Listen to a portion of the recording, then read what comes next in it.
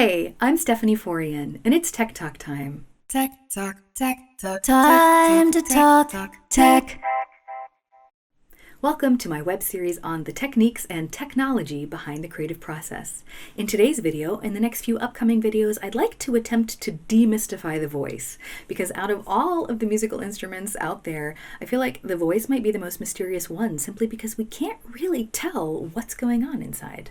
I know when I was trying to learn guitar, I could watch someone play guitar. I could see where they placed their fingers on the neck, and then I could simply place my fingers in the same position on the neck, and boom, I had learned a new chord or a new riff. However, as a vocalist, if I want to learn how to approach a really challenging note, I can't necessarily just look at a singer and figure out how they're doing it, because everything is happening inside their throat. So today, I'd like to begin by laying a foundation for the next coming videos by talking about the three main aspects of singing, and those are vocalization, resonance, and articulation. Vocalization is when we create vibration with our vocal cords. Resonance is how that vibration is amplified, and then articulation defines that sound by refining the frequencies and also doing things like forming words. So let's delve a little deeper into the first aspect of vocalization. What are the vocal cords and where do they live? The technical name of the vocal cords is the vocal folds, and they're basically two little masses of soft tissue that kind of hang out in the throat, more specifically in the larynx, which is a collection of cartilage and ligament and tissues that sits atop the trachea. If you want to find where your larynx is, it's pretty easy if you have an Adam's apple, because you can actually see part of it kind of projecting out. If you don't have an Adam's apple, you can still find your larynx by placing your thumb and your forefinger here at the throat. You don't have to press very hard at all, and you can yawn. And at that point, you'll probably feel a hard little chunk of something floating around in there. And that movement that you're feeling, that is the larynx moving up and down. The vocal folds come together at the front of the larynx, and they're open at the back. And they're connected to cartilages that can pivot, open and closed. So if I want to do something that doesn't require vocalization, like breathing, my vocal cords pivot open. And if I want to vocalize or speak, then they pivot closed. And when they close, of course, air passes through them and they vibrate. Now, these initial vibrations from the vocal cords aren't all that loud, so they need to be amplified. And we do that with resonance. Before I talk about that in the context of vocals, though, I'd like to do a brief demonstration of how effective a body of resonance can be using an instrument that I think most of us are probably familiar with, the guitar. So here we have two very different guitars. One is an electric guitar with a solid body. The other is an acoustic guitar with a hollow body.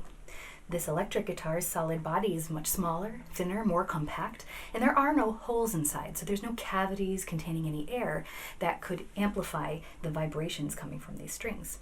However, this guitar, on the other hand, has a large space of air inside. This entire thing is hollow, and so all of the air inside here can vibrate, thus amplifying the energy from the vibrations of these strings.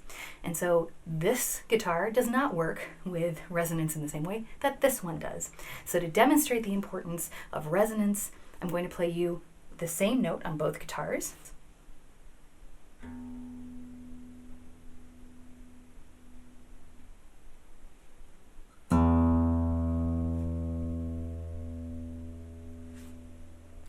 As you could probably hear, the note played on the acoustic guitar was a lot louder, richer, and fuller, and a lot of times those are exactly the qualities we're going for when we work on our vocal technique. So let's talk about resonance in the context of the vocal system now. Just as an acoustic guitar has a hard soundboard made out of wood, we also have hard surfaces. We have our skull and we have our bone structure, and just as an acoustic guitar has hollow spaces where the air can vibrate and then amplify the vibration of the string, we also have hollow spaces in our sinuses, in our mouths, and in our throats, for example. Unlike an acoustic guitar, which is made out of wood and is very static, we can actually change the shape of our bodies of resonance because we have soft tissues and muscles. And this is where articulation comes in.